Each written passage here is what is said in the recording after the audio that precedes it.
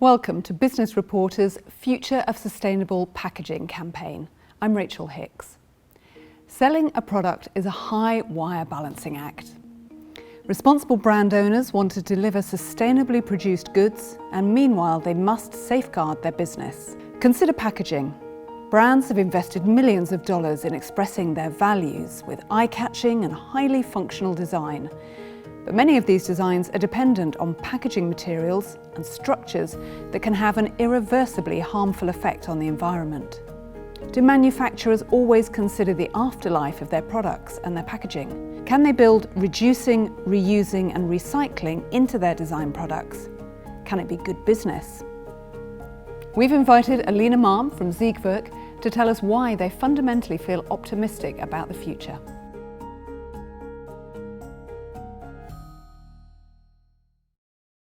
Alina, thank you for joining us today. Let's start by looking at the business case for the circular economy. Can you explain that to us? There is a business case behind circular economy. So in a circular economy, you have two options to increase your revenue.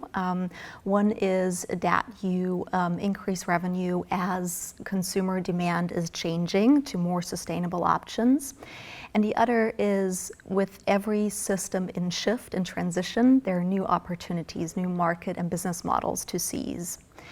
And the third part is looking at costs. You have the opportunity to keep cost rising from environmental legislation off your P&L. And one aspect I really like to pick out is sort of the cost aspect, because the FMCG industry is one with not high margins. And if you look at circular economy, what is the cost decision there? Costs on your P&L incur from legislation that continuously applies what we call a polluter's pay principle.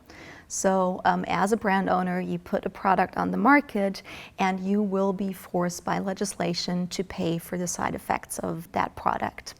And we actually see a tide or a rising amount of this regulation coming up. But the cost we're talking about is actually significant. There's a new study showing that the cost just for waste management, we're not talking any other externalities, just waste management, will be in 2040 roughly $100 billion US. The gross profit of the same products that create the waste for the companies is 30 billion.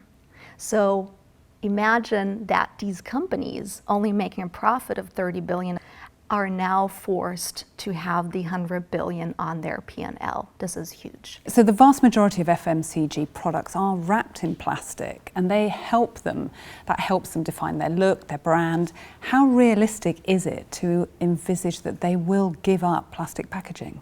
If you look at plastic, how we use it today, we use it as a default option. Where I would like to get us to in a circular economy is that we think more consciously about the packaging design. How can I reduce plastic by either eliminating packaging in its entirety or certain elements of packaging? How can I at least make sure that that plastic is recycled and hence sort of fed back into the system, needing less new plastic? So let's say, theoretically then, that we can change the whole of the industry. Will the consumer experience change with the new packaging? You as a consumer, you vote with your money. If you go into the store and buy a certain kind of chocolate, that chocolate will appear in the grocery store again.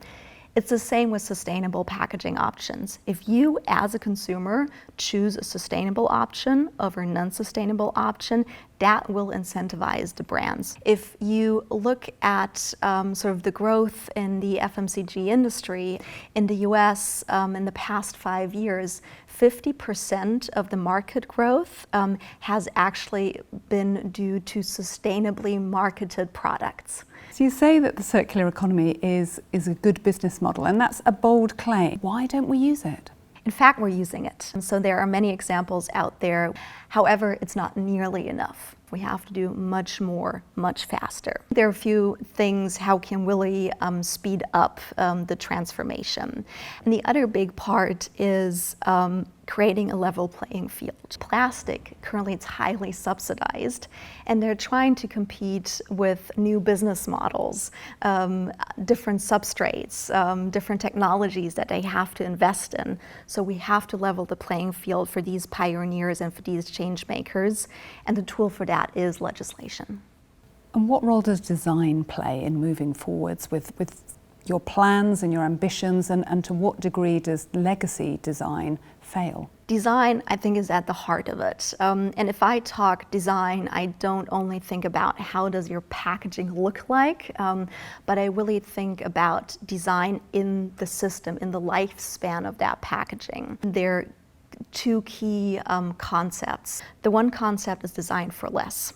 So how can I think about actually designing for less packaging when I'm designing packaging? Can I use other materials, or do I need that packaging at all? The second step in design for less is thinking about increasing the utilization of packaging once it's in the market.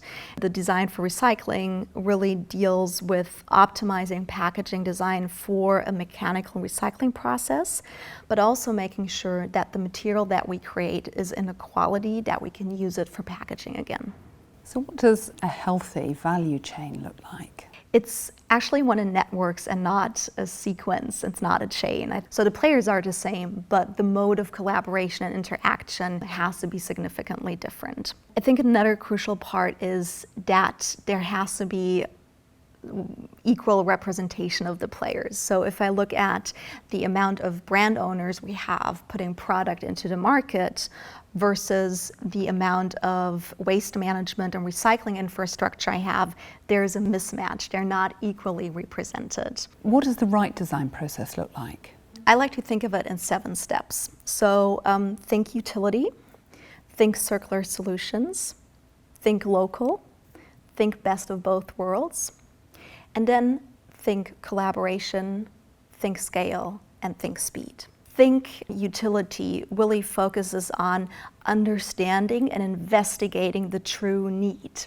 Plastic as a default option, that is not thinking utility, that is thinking set behavior or easy fix. Once I've investigated that as a brand, go and think circular solutions and really think about all the levers and all the tools that I have in my circular design space. The next really important step in a circular economy is think local. Because the infrastructure and the value chain is different in each country, in each region, really think about sort of where is the point of sales for my product. The next step is think best of both worlds. So now you sort of have your circular solution space. You know what would work best in the local area you're trying to sell your product. Now try to match those. The next thing is think collaboration. Again, as a brand owner, I might not have all the knowledge about reverse logistics, about cleaning and filling and refilling packaging. You might want to partner up with somebody. The next step is think scale. So maybe a certain material or investing in a certain material development does not make sense for just one product, but it might make sense for a product group. And the last step is think speed. You will have to get feedback from the market very quickly. So bring it out there, think about rapid prototyping, for example. Now, many people would say that your company Siegwerk is a specialist in printing inks. So what puts you in the position to be able to champion yourself as an expert in the value chain of packaging and FMCG? We go deep into the technology of inks, coatings, varnishes, because these products are really enablers for the reducing, reusing, and recycling of packaging. Of our roughly 5,000 employees, 1,500 employees are only focused on developing technologies and deploying those. We always look at the total value of our product and our value chain. So we have a dedicated brand owner team that sits together with brand owners and discusses the solution space. And the last part is important too, that is objectivity. We go wide in the value chain, and we're objective when it comes to the solution, to the circular solution. We don't care if you as a brand owner print on a plastic packaging, a paper packaging, a label that goes onto an aluminum packaging or a glass bottle, because we serve all substrates. So if you talk to us, you will really get an objective, agnostic opinion on what is best for the system, for the circular system, and what is best for your business. So Lena, can you show us how it works? Of course. Do you like chocolate? I do. Perfect. That makes my job much easier. So now think about a fantastic chocolate treat, and the chocolate actually covers a nice bits of cookies. So this is a new product, a brand, let's call it Everything Delicious. Everything Delicious is set out to make the most sustainable choices possible. Obviously, they look at sustainable packaging options. They've gone through some of the design steps that we talked about earlier and came to the conclusion, you know what, for this product at the moment, a fully recyclable plastic pouch would be the best option. Everything Delicious, like most brand owners, then talks to their suppliers. And they see that sort of a pouch is available off the shelf. But there's one really big caveat. This pouch is not recyclable. And let me show you quickly why this is the case. So in the pouch we see here, you see in total 6 layers that make up the packaging. And 3 of these layers actually are different kind of plastics that together are not recyclable. Let's start with layer 1 that is closest to the packed good. So this is a PE. Then we see an adhesive, followed by a metallized PET, followed by another adhesive, followed by a layer of ink that is then reverse printed onto an OPP. Let's get back to Everything Delicious. They are obviously not going to opt for this. They come up with the ideal pouch design. The first step is that we want to get to one plastic type only. So what we do now is we keep the PE, we take out the metallized PET, we keep the another layer of adhesive, we keep the reverse print, and then the outside will now be an MOPE instead of an OPP. And what does that do? It's a more sophisticated PE that is able to mimic or reinstall the functions that the metallized PET, for example, had before. These include certain barriers to protect your food, but also has a lot to do with how easy is it to process that pack on the filling and production line. But let's take the next level. We now want to make it into a single layer pouch. So what happens is the PE that is facing the packed good become the MOPE. We then print directly on the MOPE, so that is our second layer of print, the surface print.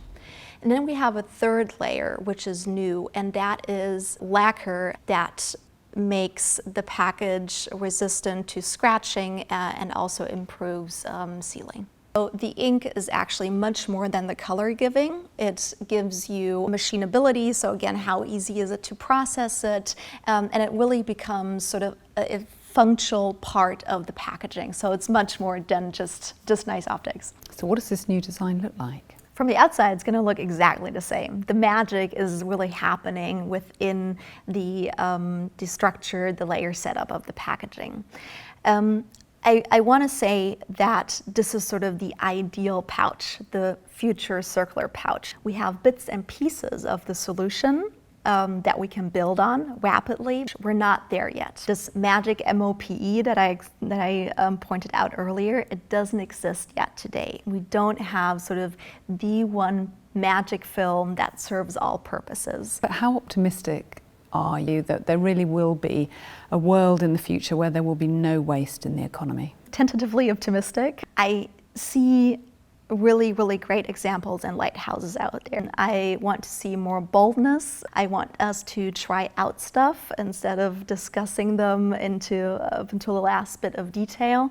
And I think we have a shot at doing this. This is the great thing about the story. So more and faster. Alina, thank you so much for coming in to talk to us today. Thank you. It was a pleasure.